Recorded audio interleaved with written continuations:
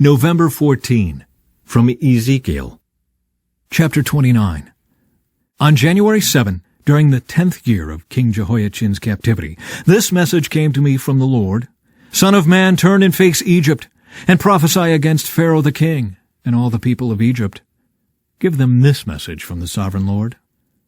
I am your enemy, O Pharaoh, king of Egypt, you great monster, lurking in the streams of the Nile. For you have said, the Nile River is mine, I made it for myself. I will put hooks in your jaws and drag you out on the land with fish sticking to your scales. I will leave you and all your fish stranded in the wilderness to die. You will lie unburied on the open ground, for I have given you as food to the wild animals and birds. All the people of Egypt will know that I am the Lord. For to Israel you were just a staff made of reeds.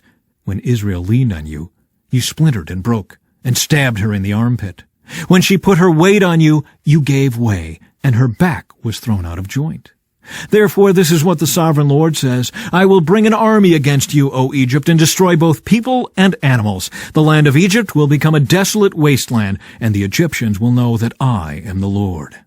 Because you said, the Nile River is mine, I made it. I am now the enemy of both you and your river. I will make the land of Egypt a totally desolate wasteland, from Migdol to Aswan, as far south as the border of Ethiopia. For 40 years not a soul will pass that way, neither people nor animals. It will be completely uninhabited.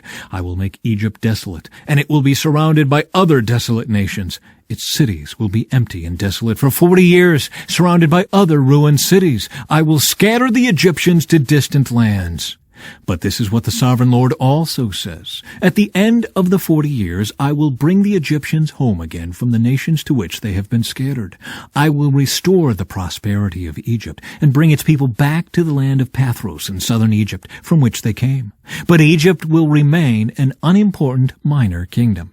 It will be the lowliest of all the nations, never again great enough to rise above its neighbors.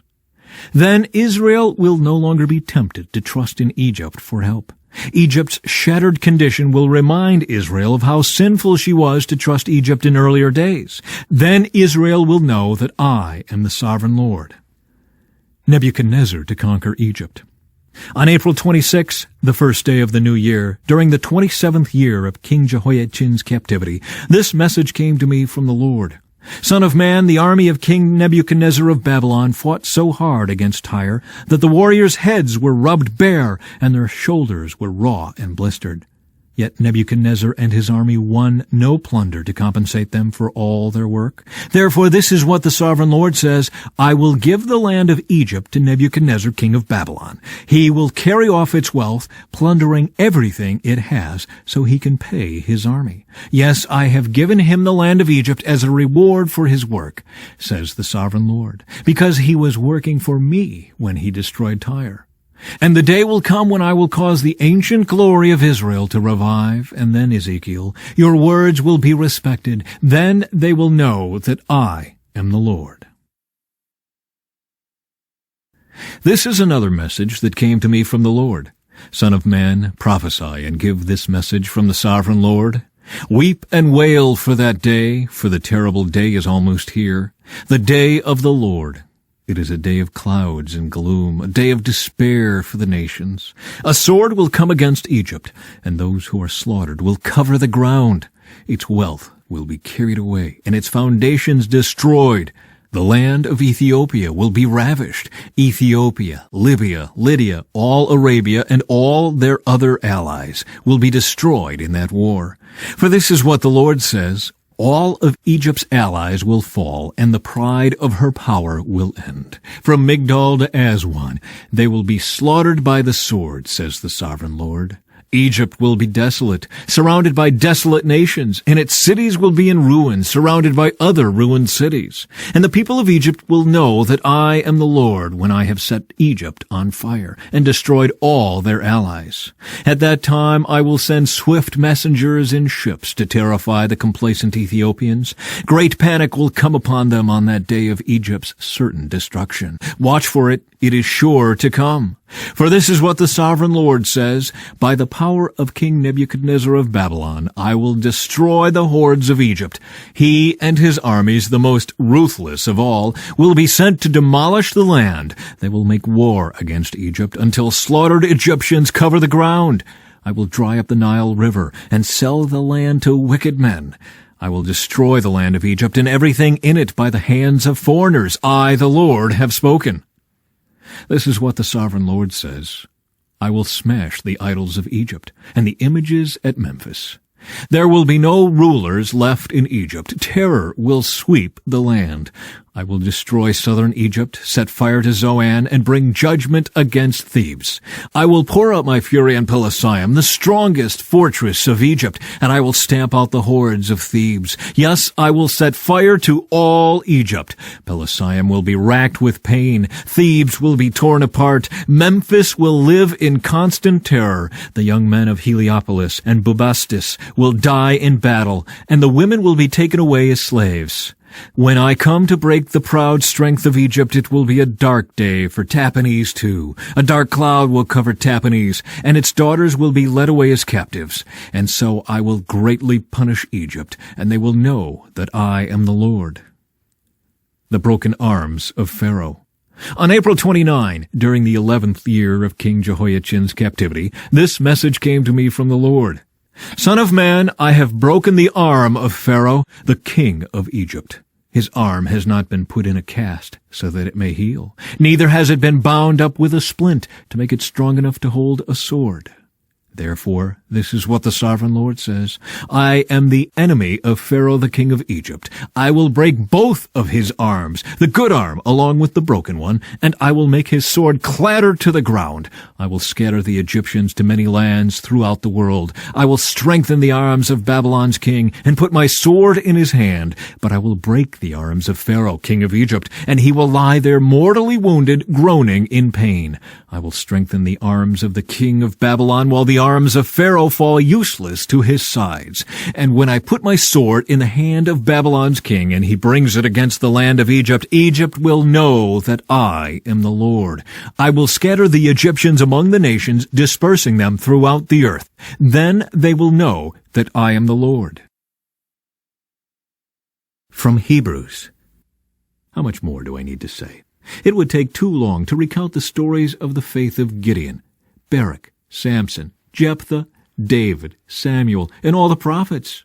By faith, these people overthrew kingdoms, ruled with justice, and received what God had promised them. They shut the mouths of lions, quenched the flames of fire, and escaped death by the edge of the sword.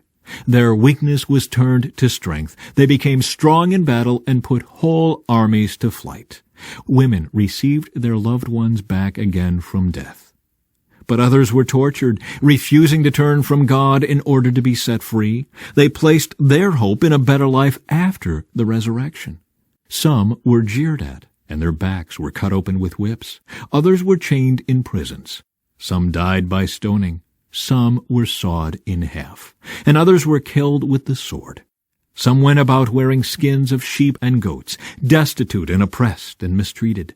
They were too good for this world, wandering over deserts and mountains, hiding in caves and holes in the ground. All these people earned a good reputation because of their faith, yet none of them received all that God had promised. For God had something better in mind for us, so that they would not reach perfection without us. Therefore, since we are surrounded by such a huge crowd of witnesses to the life of faith, let us strip off every weight that slows us down, especially the sin that so easily trips us up, and let us run with endurance the race God has set before us. We do this by keeping our eyes on Jesus, the champion who initiates and perfects our faith.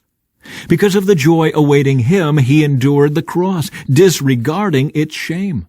Now he is seated in the place of honor beside God's throne. Think of all the hostility he endured from sinful people. Then you won't become weary and give up.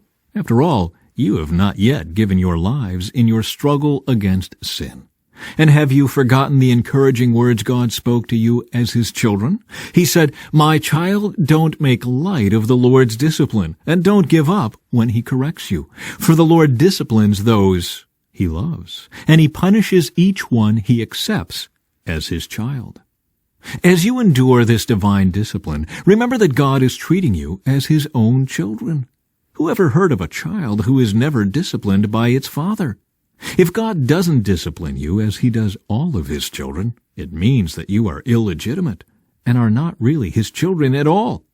Since we respected our earthly fathers who disciplined us, shouldn't we submit even more to the discipline of the Father of our spirits and live forever? For our earthly fathers disciplined us for a few years, doing the best they knew how. But God's discipline is always good for us so that we might share in his holiness. No discipline is enjoyable while it is happening. It's painful, but afterward there will be a peaceful harvest of right living for those who are trained in this way. So take a new grip with your tired hands and strengthen your weak knees. Mark out a straight path for your feet so that those who are weak and lame will not fall, but become strong. Psalm 112. Praise the Lord. How joyful are those who fear the Lord and delight in obeying his commands. Their children will be successful everywhere. An entire generation of godly people will be blessed. They themselves will be wealthy, and their good deeds will last forever. Light shines in the darkness for the godly. They are generous, compassionate, and righteous. Good comes to those who lend money generously and conduct their business fairly. Such people will not be overcome by evil. Those who are righteous will be long remembered. They do not fear bad news. They confidently trust the Lord to care for them. They are confident and fearless and can face their foes triumphantly. They share freely and give generously to those in need. Their good deeds will be remembered forever. They will have influence and honor. The wicked will see this and be infuriated. They will grind their teeth in anger. They will slink away, their hopes thwarted. From Proverbs. As iron sharpens iron, so a friend sharpens a friend.